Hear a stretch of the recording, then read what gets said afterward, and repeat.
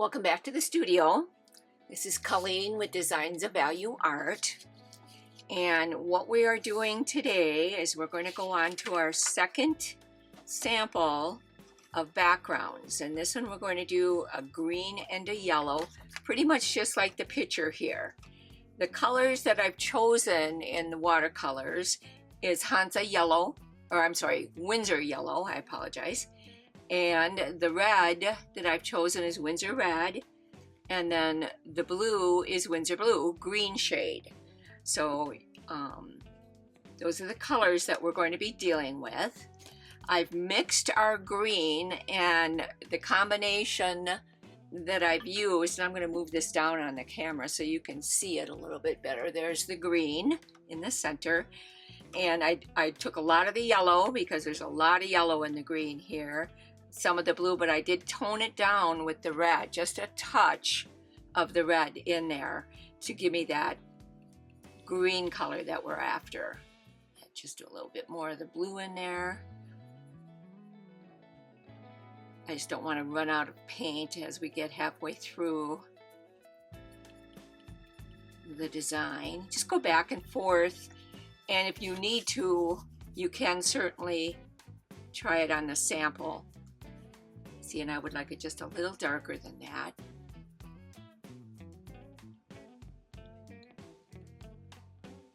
I put quite a bit of the red in there, so we'll add in some more of the blue and the yellow to counteract that.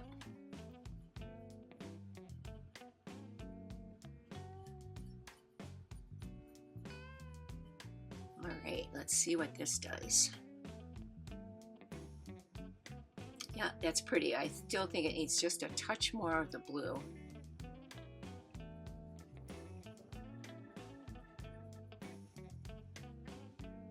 And that's going to be your choice. You're going to want to play around with your colors, put it on a piece of scrap paper like I am. Yeah, I like that much better. So you've got to, and if you want it lighter, you can just add a little bit more water. But play around with your colors. And then what we're going to use for the yellow, those are the two colors we're going to be using here, is just the straight Winsor yellow, which should be a yeah. See, that's a real lovely, lovely yellow that we'll be using. So first thing we need to do is add water to the center background, because that's the one we're going to be doing. I've already got it masked off. Just so you remember, I used the Schmecky masking fluid. It's a pen. I love it. Easiest thing to use in the world. Works really well. I think I saw it on Billy Showell's YouTube channel the first time, and I went in and bought some, and it's pretty much what I've been using ever since. So we're going to do, now normally if I had a big background on the whole paper, I would use my Hake brush, and this is so small I don't want to do that because it would be overbearing for the brush. I'm going to pick up one of my acrylic brushes. One's still pretty big, so let's see if we can find something a little bit smaller. What I could do too is use a large watercolor. I'll just use a nice, it's a Rosemary & Co. number 6, nice big brush. Get some water on here. Now with the backgrounds, I do like to use my blending and glazing medium that I add to my water because it extends the open time. In other words, you can play with it a little bit longer than you would with normal water. So I like to do that. So that's the first thing we're going to do here. I've got this taped off so it shouldn't run into each other, which is a good thing. And this is Arch's cold press 140 pound watercolor paper, just to refresh your memory, or in case you hadn't seen my acrylic background, which didn't turn out too bad.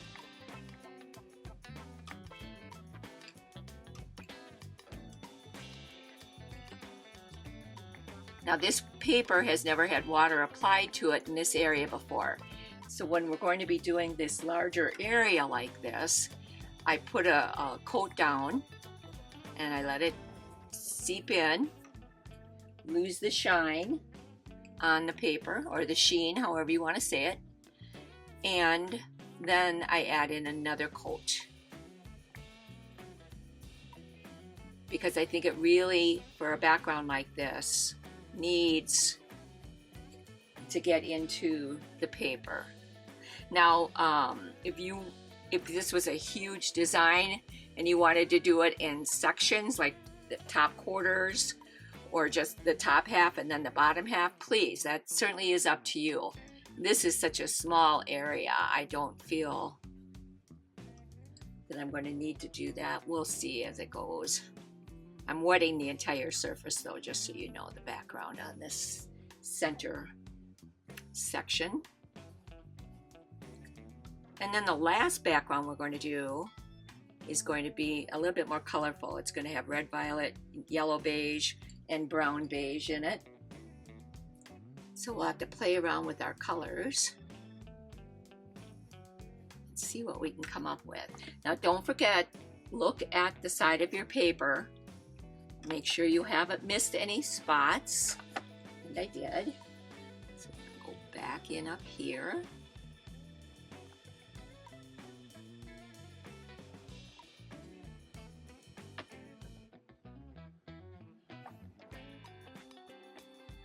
And then what's nice about this sectioning it off and doing 3 different backgrounds and seeing which ones we like. Now we can, when we're done with the backgrounds, we'll go in and do wet on wet for the details, and then we'll do wet on dry and wet on damp, and we'll see which ones we like the best. And I'm just going right on and adding my second coat of water.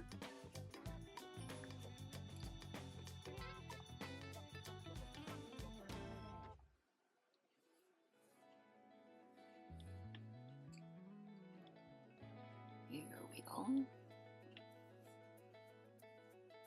Now adding your water, whether it's for a background or on the petal itself, is just as important as applying your paint, because wherever you put your water is where the paint's going to go.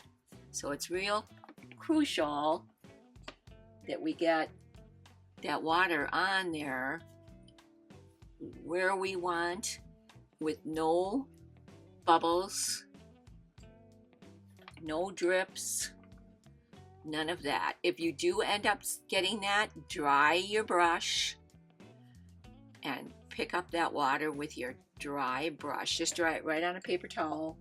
I use a baby cloth. I have one sitting on my lap constantly when I paint.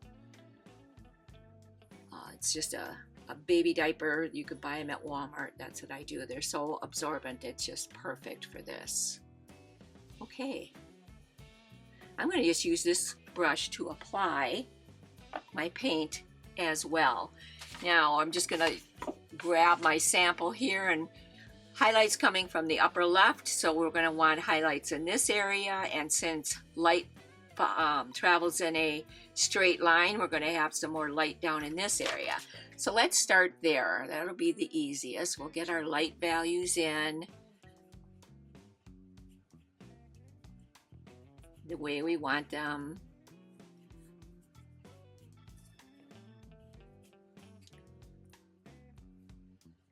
I'm going to put some up in this area. And this is just straight Winsor yellow. Very pretty. It's almost like a cadmium yellow medium, but no cadmium in it. So very safe. Winsor and Newton makes a fabulous paint. Now I'm going to just clean my brush. Wipe most of the moisture out because I don't want to add any more water to our painted mixture that we've already made, because that water is going to lighten that value, so we don't want to do that.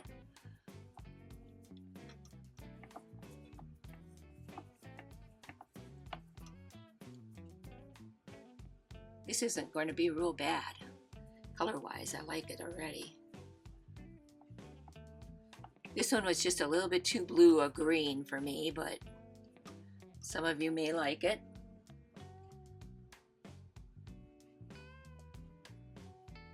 I felt that I needed a little bit of water in my brush, so I added some more water. Picked up a little bit more color.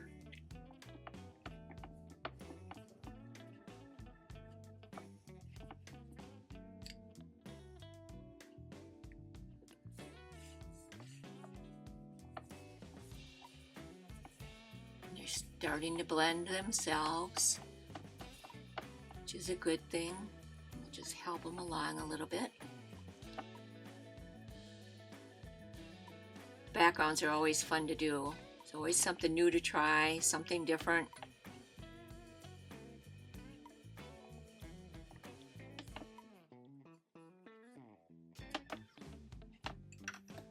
All right, now I'm going to just turn this around so I can get at this other section just as easily as I got at that first section.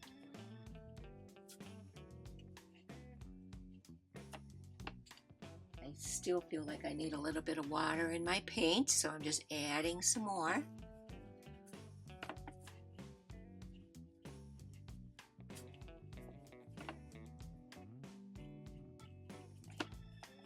Blending that just a little bit as you go. Don't need to do it a lot. This is coming out a fairly light value.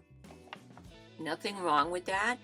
While it's moist, we can create another value and add in some more greens. Kind of break up the solid one value of green that we got going here. So that's always an option, which is exactly what I'm going to do. Pick up some more blue. Touch of red to tone it down, and yellow.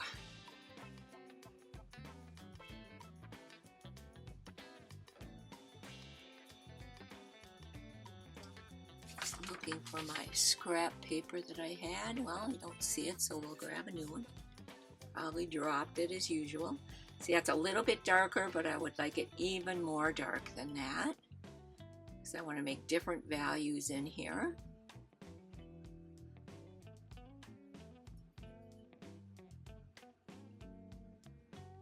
Better, I think. Yeah, that's going to be much better. So now we can add this in where we would like our values to be just a little bit darker, like right in the corners, in the center of this section.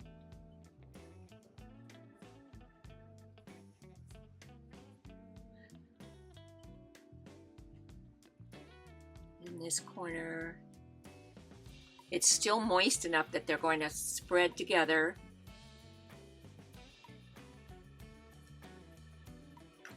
All right, now I'm gonna pick it up. I don't think it's wet enough to really run too much. So I'm gonna go back to this brush. I'm gonna pick up an even more blue green in there. See, it's a little bit darker blue. Add some of that in here too. Get some more values going. The more values you can put in your paintings, the more realistic your paintings will be. Put this kind of in the center of some of these green areas. There we go. All right, so now I'm going to lift it up. Make sure that it spreads around.